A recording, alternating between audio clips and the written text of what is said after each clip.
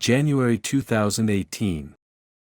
In the article I wrote for the January 2018 issue of this newsletter, I told you that you need to keep those things in mind, if you want to know the truth with regard to the message of the Scriptures. But I said you also need to know the creation of Jesus Christ in the image and likeness of God is the very focus of the Scriptures, in which God has revealed His plan and purpose for the salvation of mankind. His fulfillment of that plan began with the resurrection of the man, Jesus Christ, in His own image and likeness, and it will conclude with the resurrection of all male and female believers, in that same image and likeness at the end of the age.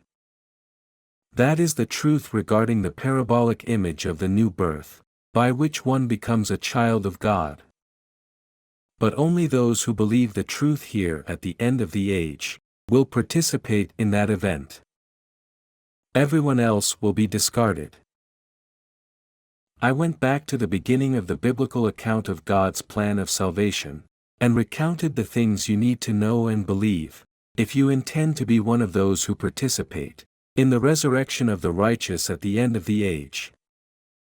I told you the story begins immediately after Adam and Eve admitted their sin to God.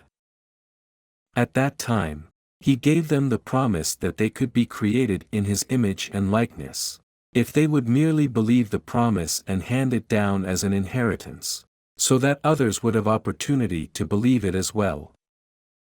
I also reviewed the things I explained in The Inheritance of the Believer, Volume 1. I told you the genealogies in Genesis chapters 5 through 11 are an account of how Abraham came to be the heir of the promise, and the remainder of the book of Genesis tells us how Abraham handed down the promise to his son Isaac, and Isaac handed down the promise to his son Jacob.